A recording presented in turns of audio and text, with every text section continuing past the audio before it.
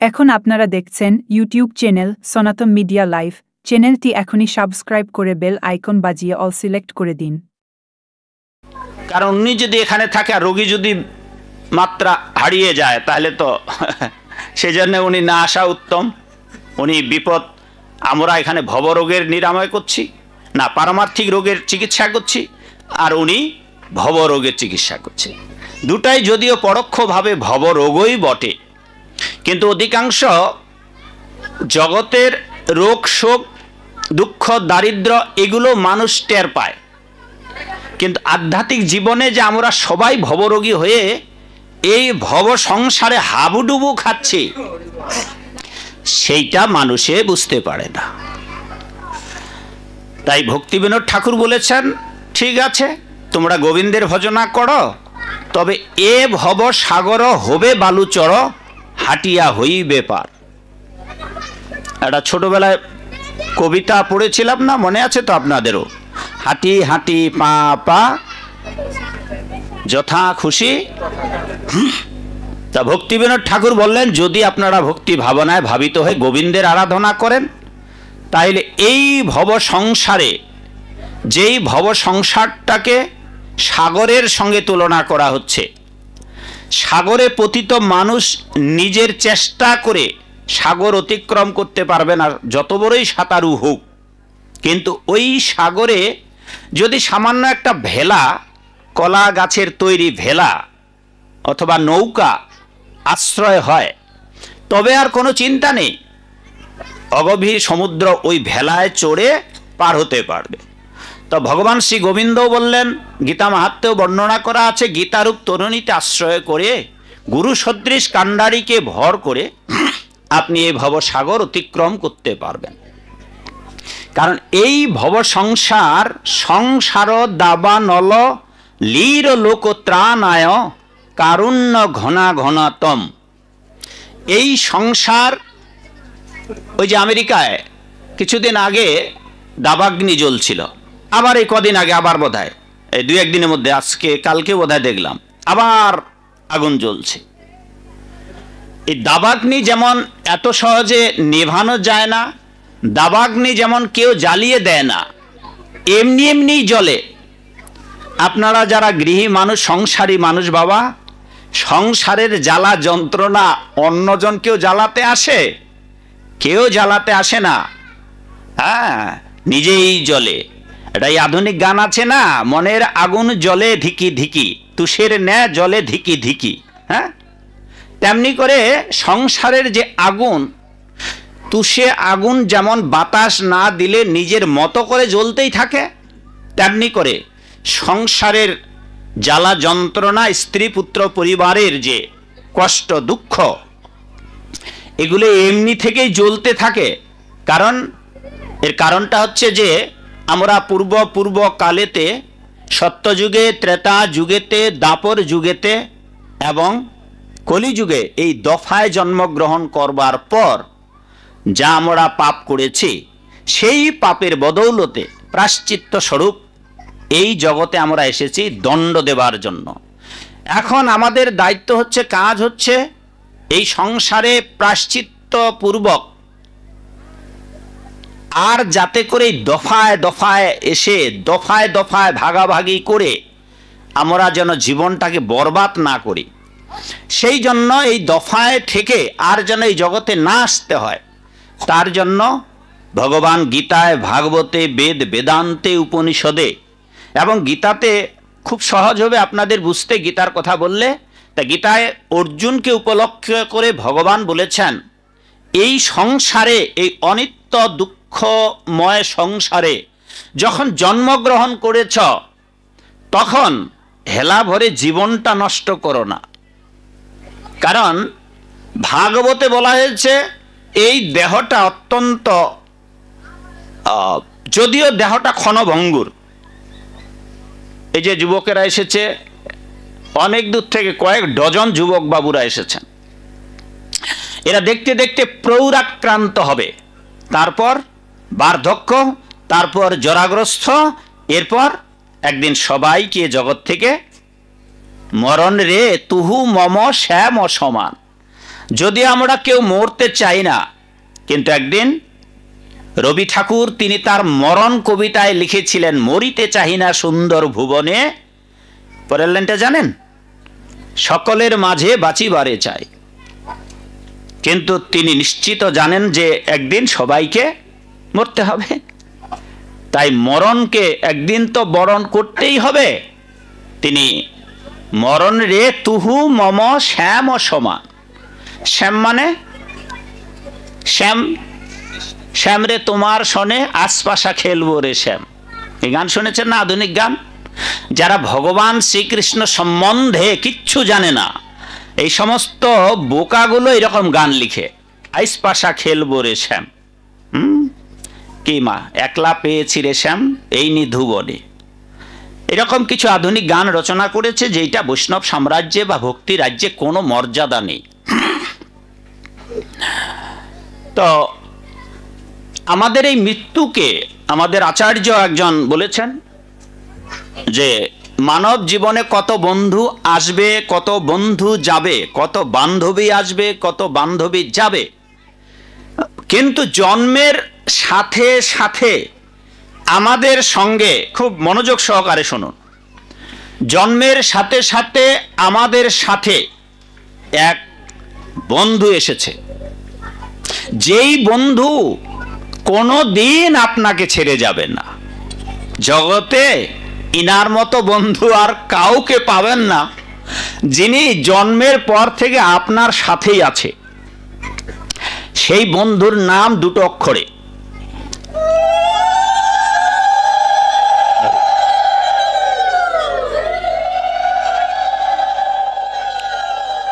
সেই বন্ধুর নামটা সবাই মনে রেখে বাড়িতে নিয়ে যাবেন। এই বন্ধু চিরকাল আপনার সাথেই থাকবে। সেই বন্ধুটির নাম হচ্ছে মৃত্যু। এই বন্ধু আপনাকে কোনোদিন ছাড়বে না।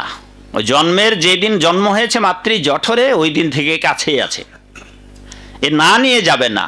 সব বন্ধু চলে যাবে, কিন্তু মৃত্যু নামক এই বন্ধু কাউকে ছেড়ে যাবে না। যদিও দুর্যোধন মৃত্যুর হাত থেকে পালাচ্ছিল, ভগবান কৃষ্ণ বলেছিলেন যে তুমি এইভাবে মৃত্যুর পেছনে, মৃত্যু তোমার পেছনে ধাবমান থাকবে, কিন্তু তুমি পালালেও মৃত্যু পালাবে না, মৃত্যু তোমাকে একদিন গ্রাস করবে। সেই সম্বন্ধে বেদেতেও বলা আছে, ভগবানের অনুশাসনে, ভগবানের আদেশে পঞ্চম মৃত্যু ধাবতী, পঞ্চমা মৃত্যু ধাবতী। তা সেখানে এটা শেষান্তে গিয়ে বলছে, তার আগে বলছে যে ভগবানের অনুশাসনে সূর্য উদিত হয়, পবন প্রবাহিত হয়, তারপর চন্দ্র উদিত হয়, আর মৃত্যু যে কিনা ভয়, স্বয়ং ভগবান শ্রী গোবিন্দের ভয়ে ধাবিত হয়, এবং গোবিন্দের আদেশেই এই জগতের মরণশীল মানুষকে মৃত্যুরূপ করাল গ্রাসে নিপতিত করেন। কিন্তু ভগবত ভক্তদের মৃত্যু হয় না, যার দৃষ্টান্ত ভাগবতে রয়েছে। যেদিন মৃত্যু উপস্থিত হলো ধ্রুব মহারাজের কাছে, ধ্রুব মহারাজ কি করলেন? মৃত্যু উপস্থিত, মূর্তিমন্ত হয়ে মৃত্যু নিতে এসেছেন, ভগবানের পরম ভক্ত, তাই মৃত্যুকে তোয়াক্কা করলেন না। মৃত্যুকে গ্রাহ্য না করে, তার আদেশ অমান্য করে মৃত্যুর মস্তকে পা দিলেন।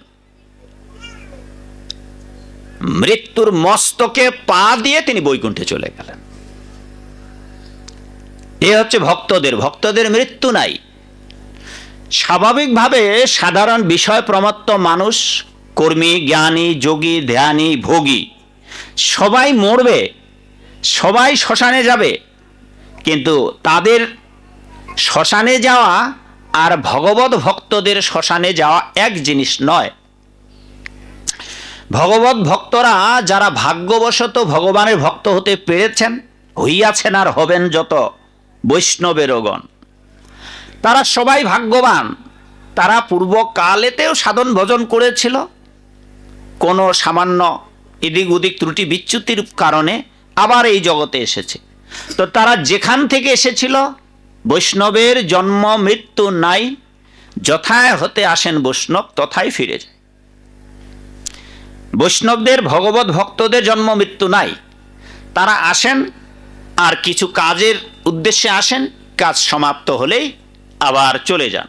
ঠিক প্রতিবেশীর বাড়িতে কোনো দাসদাসী বা চাকর চাকরানি যদি কাজ করতে যায়, তাইলে কাজের অন্তে গোধূলি লগ্নে আপন ঘরে ফিরে আসে। তেমনি করে ভগবত ভক্তরা এই জগতে আসেন। কেন? অনেক উদ্দেশ্য, হয় তাদের অসমাপ্তি জীবনের সমাপ্তিকরণের জন্য, নয়তো জগতের কল্যাণের জন্য। আর তাদের নিজেদের কোনো কাজ নেই। ভগবত ভক্তদের মহান্তের এই স্বভাব, তারিতে পামর নিজ কাজ নাই, যান পরের ঘর তাঁর ঘর। তাদের নিজেদের কোনো কাজ নেই। এই সংসারে যারা ভব ব্যাধিতে আক্রান্ত, পারমার্থিক ব্যাধিতে আক্রান্ত, এমনি তো অনেক কি ডায়াবেটিস, জ্বর, ক্যান্সার, কাশি, কফ, শ্লেষা, বিভিন্ন ধরনের রোগ আছে। কিন্তু এই রোগগুলো থাকবে যতদিন এই জড়দেহ আছে। কিন্তু আধ্যাত্মিক যারা গুরু, তারা এমন চিকিৎসা করেন যাতে করে এই জগতে আসতেই হবে না। আর যদি এই জগতে না আসেন, তবে আপনার এত মায়ার জগতে এসে যে রোগ শোক দুঃখ দারিদ্র, এই আপনার থাকবে না। জগতের মানুষ কেউ দরিদ্রতা দারিদ্র চায় না। ভগবানের এক পরম ভক্ত ছিলেন, আপনারা সবাই জানেন, যিনি শৈশবকাল থেকে গুরুকুলে পড়াশোনা করেছিলেন, যিনি ব্রাহ্মণ ছিলেন, সুদামা।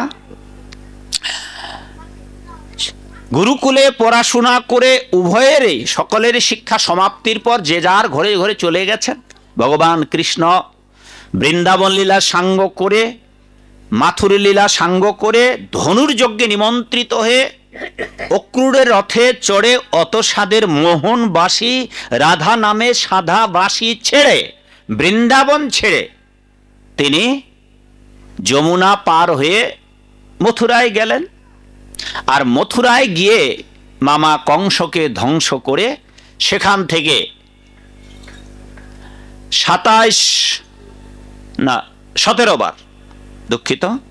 17 বার যুদ্ধে পরাস্ত করে জরাসন্ধকে, মথুরাবাসীকে সবাইকে নিয়ে দ্বারকায় উপনীত হলেন।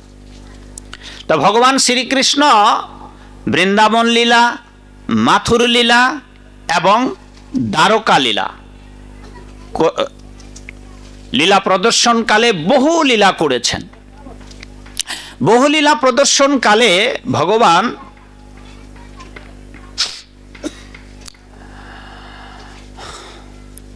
বৃন্দাবনে থেকে মথুরায়, মথুরা থেকে দ্বারকায়।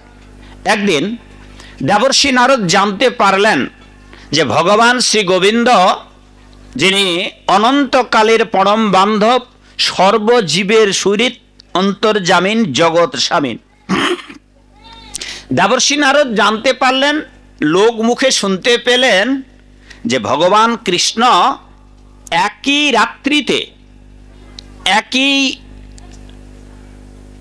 সময়ে 16,000 পৃথক পৃথক অট্টালিকায়, 16,000 বিবাহ মণ্ডপ, 16,000 পাত্রী, 16,000 ব্রাহ্মণ, পুরোহিত, ঋত্বিক, 16,000 কীর্তনিয়ার দল মৃদুমন্দ সুরে হরে কৃষ্ণ কৃষ্ণ কৃষ্ণ হরে হরে, হরে রাম রাম রাম হরে হরে, বিশাল বিশাল অট্টালিকার প্রাঙ্গণে মণ্ডপ সাজানো বিবাহের। আর বরযাত্রী বা কনের পক্ষের সবাই গীত কীর্তনে মুখরিত। এইভাবে এক রাত্রিতেই ভগবান 16,000 মহিষীকে বিবাহ করেছেন। দেবর্ষি নারদ জানতে পেরে একটু মৃদুমন্দ হেসে কৌতুক ছলে তিনি লজ্জাও পেলেন, সাথে ভাবলেন, আরে আমার প্রভু এতগুলো বিয়ে করলো। হ্যাঁ, স্বাভাবিকভাবে সাধু লোকের স্বল্প ছিদ্র বহু লোকে গায়। হ্যাঁ, শুভ্র বস্ত্রে জৈসে মসি বিন্দু না লুকায়। সাধু লোকের কিছু নিন্দা অল্পও যদি হয় তাহলে সাধারণ লোকে কানে কানে হাজার কানে ভারী করে ফেলবে। যারা শয়তান ওর হাজারটা দোষ থাকলেও কেউ জানবে না, কিন্তু সাধু লোক একটু কিছু করলেই। তা যিনি ভগবান এতগুলো বিয়ে করলো, তাই দেবর্ষি নারদের ইচ্ছে হলো যে আমার প্রভু এতগুলো মহিষীর সাথে একই সাথে কি করে লীলা করছে, এতগুলা যার বউ, এতগুলা যার অট্টালিকা, আর উনি তো একা, তো এতগুলা বউয়ের সঙ্গে কি করে সংসার করছে, তা কৌতুক ভরে দেখবার জন্য দেবর্ষি নারদ আকাশ মার্গে উত্থিত হয়ে তিনি রওনা হয়েছেন।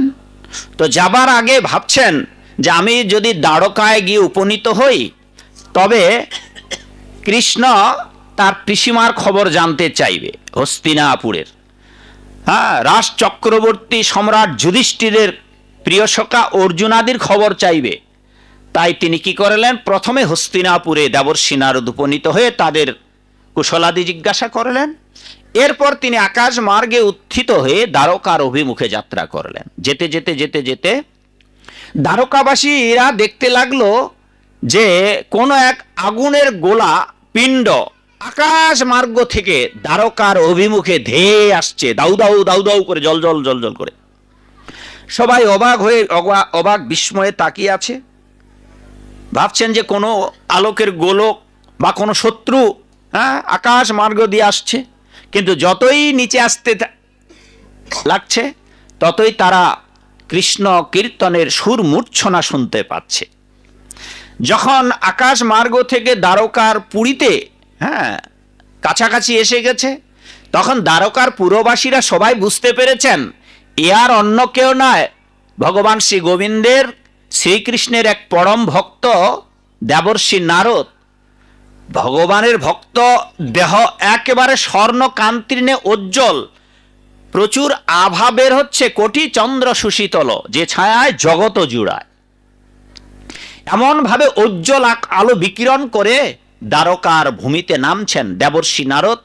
বিনা যন্ত্র বাজাতে বাজাতে কৃষ্ণ কীর্তন গান ও নর্তন পড়ো, কৃষ্ণ নাম কীর্তন করতে করতে দ্বারকার ভূমিতে নেমে পড়েছেন। এদিকে দ্বারকার ভূমিতে নেমে তিনি ভাবছেন যে ভগবান বিভিন্ন অট্টালিকাতে বিরাজমান, তার মহিষীরা, তিনি লীলা দর্শন করার জন্য এসেছেন। ভগবান শ্রীকৃষ্ণ কি লীলা করছেন তা দেখবার জন্য দেবর্ষি নারদ প্রথম অট্টালিকা প্রবেশ করেছেন, যেখানে প্রধানা মহিষী। বাবা আপনারা জানেন কি মাগো, ভগবান শ্রীকৃষ্ণের এই 16,000 মহিষীর মধ্যে কে প্রধানা ছিলেন? কেউ বলতে পারবেন বাবা? 16,000 মহিষীর মধ্যে কে প্রধানা ছিলেন? ভগবান যে এখানে 16,000 মহিষীকেই বিবাহ করেছেন তা নয়। বৃন্দাবনে কংস যখন অত্যাচার করছিলেন আর সুন্দরী নারীদের, বৃন্দাবনের গোকুলের সমস্ত নারীদের বিবাহ করার পরিকল্পনা করেছিলেন, এবং এই পরিকল্পনা ভগবান কৃষ্ণ জানতে পারেন, নন্দ বাবা জানতে পারেন। আগামীকালকে কংস সেনাদের আদেশ করেছেন বৃন্দাবনের সমস্ত সুন্দরী নারীদের, অবিবাহিত নারীদের ধরে আনা হোক এবং তিনি সবাইকে বিয়ে করবেন। এই রাতে ভগবান বৃন্দাবনের সুন্দরী নারীদের সবাইকে বিয়ে করেছিলেন। পরের দিন কংস জানতে পারলেন বৃন্দাবনের সকল সুন্দরী যুবতীদের বিয়ে হয়ে গেছে। সমস্ত নারীদের সতীত্ব রক্ষা করেছিলেন ভগবান। যোগমায়ার প্রভাবে তিনি বর সেজেছিলেন, তিনি ঘটক সেজেছিলেন, তিনি সবকিছু সেজেছিলেন। এইভাবে এক রাতেই ব্রজবাসীর কুমারী মেয়েদের বিবাহ করেছিলেন। তো অনেকেই ভগবানের কৃষ্ণের চরিত্রে দোষ দেখে, তা তাদের দোষের, তারা যে দোষ দেখে তাদের চোখ সম্বন্ধে বর্ণনা করা হয়েছে। এটা সংস্কৃত শাস্ত্রে যে কামুকা পশ্যতি যথা কামিনীময় জগৎ, যে যারা কামুক ব্যক্তি তারা জগতের সমস্ত নারীদের বারবনিতা ভাবে কি পতিতা ভাবে। তো যারা নিজেরাই লাম্পট্য দোষে দোষী লম্পট, তারা ভগবানকে এইরকম চিন্তা ভাবনা করবে যাদের ভগবান সম্বন্ধে কোনো জ্ঞান নেই। তো যে কথা বলতেছিলাম যে 16,000 মহিষীর প্রধানা মহিষী ছিল রুক্মিণী দেবী। তা ভগবান শ্রীকৃষ্ণ রুক্মিণী মাতাজিকে নিয়ে আলাপনে ব্যস্ত তার অট্টালিকার অভ্যন্তরে অন্তপুরে।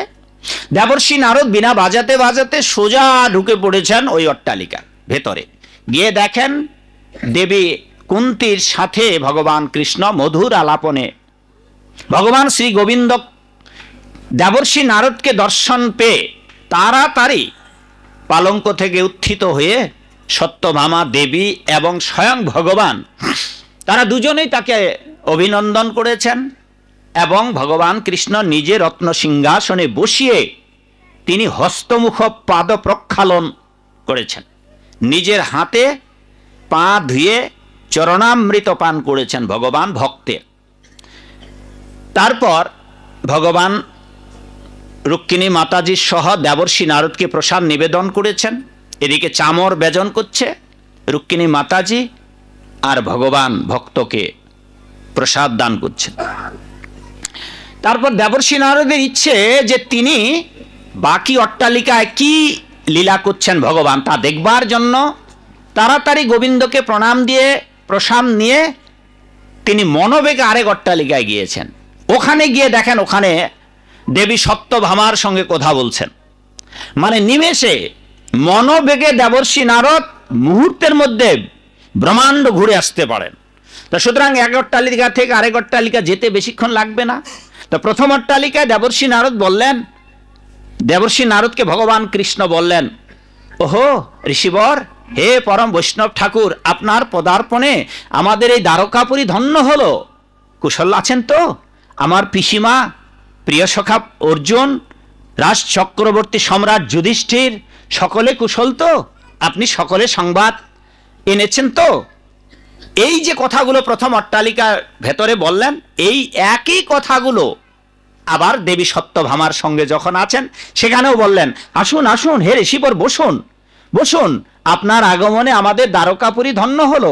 আসুন আপনার পাদ্য অর্ঘ্যাদি করে আপনাকে প্রসাদ দান করি। দেবর্ষি নারদ দেখলেন, ভাবলেন যে এতগুলো অট্টালিকায় যদি আমি যাই আর প্রভু আমাকে প্রতি অট্টালিকায় যদি হস্তমুখ প্রক্ষালন করে প্রতি অট্টালিকায় যদি আমাকে প্রসাদ খেতে দেয় তাহলে অবস্থা খারাপ হবে। অতএব খাওয়া দাওয়া বন্ধ। প্রভুর প্রসাদে শ্রদ্ধা জানিয়ে কণিকা প্রসাদ গ্রহণ করে তিনি তাড়াতাড়ি আরেকটা অট্টালিকাতে গিয়েছেন। দেখেন যে ওই অট্টালিকায় জাম্ববতীর সঙ্গে লীলা করছেন।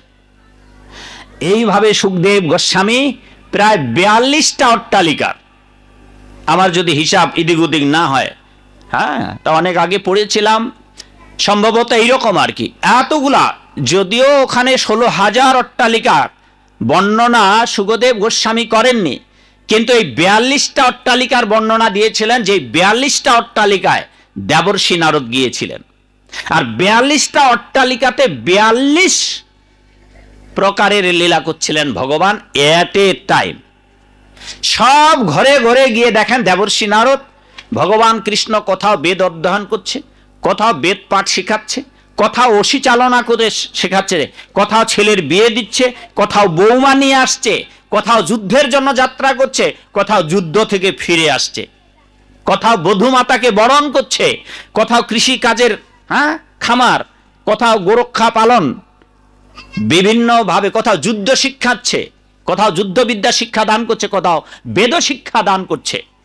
এইভাবে দেবর্ষি নারদ দেখলেন ভগবান অতুল বৈভব নিয়ে দ্বারকাপুরীতে সমস্ত অট্টালিকাতেই ভগবান লীলায় ব্যস্ত। এত সব অদ্ভুত অদ্ভুত লীলা দর্শন করে এবার দেবর্ষি নারদের বিদায়ের পালা। যেটুকুর জন্য এত লম্বা করে গল্পটা বললাম, এবার বিদায়ের পালা। দেবর্ষি নারদ দ্বারকাপুরী থেকে বিদায় নেবেন। আর দেবর্ষি নারদের যেহেতু উপরে অভিশাপ আছে তার পিতা ব্রহ্মাজির, যে তুমি কোনো গৃহে গিয়ে থাকতে পারবে না, ততটুকু সময় থাকতে পারবে দরজায় এসে ভিক্ষুক দাঁড়িয়ে আর আপনার বাড়ি থেকে মায়ের ভিক্ষা দেওয়ার জন্য বাইরে আসতে ভিক্ষা নিয়ে যতটুক সময় দেবর্ষি নারদ কারো বাড়িতে গিয়ে ঠিক ততটুকু সময় থাকতে পারবে। এ ছিল পিতার অভিশাপ। কেন জানেন? সৃষ্টির আদিকালে মানসপুত্র এই নারদ তখন কেবলই সৃষ্টি শুরু হয়েছে। ব্রহ্মা যে সৃষ্টি কার্য নির্বাহ করছেন, তিনি তার সকল পুত্রদের, যেমন 4 পুত্র সনক সনকাদি যে চতুষ্কুমার, তাদেরকে বিয়ের জন্য আদেশ দিয়েছিলেন। তারা বলেছেন, হে পিতা, যদি আমরা বিয়ে করি তাহলে গোবিন্দকে ভুলে যাব। পিতামহ না পিতা ব্রহ্মাজি রেগে তাদেরকে অভিশাপ দিয়েছিলেন যে আমি তোমাদের পিতা, আর তোমরা গোবিন্দের গুণকীর্তনের জন্য পিতার আদেশ অমান্য করলে আমি অভিশাপ দিচ্ছি, তোমরা আর বড় হবে না। একজনে অনন্তকাল ধরে ওরা আর বড় হবে না। এবার দেবর্ষি নারদ হলো মন থেকে, হৃদয় থেকে দেবর্ষি নারদকে আদেশ দিলেন, তুমি বিবাহ করে আমাকে সংসার পরিচালনার সাহায্য করো। দেবর্ষি নারদ বললেন যে না পিতা, আমি বিয়ে করব না। এই যে পিতার আদেশ অমান্য করায় দেবর্ষি নারদও অভিশপ্ত হলেন যে তুমি কারো কোনো জায়গায় স্থির থাকতে পারবে না। দেবর্ষি নারদের মস্তকে সাপের ভার আছে, অভিশাপ। তাই তিনি দ্বারকা নগরীর লীলা দর্শন করে আর অপেক্ষা করতে পারলেন না, এবার বিদায়ের পালা। চলুন, দেবর্ষি নারদ এবার ভগবান শ্রী গোবিন্দকে প্রদক্ষিণ করে বিদায় নিচ্ছেন। বিদায় নেবার কালে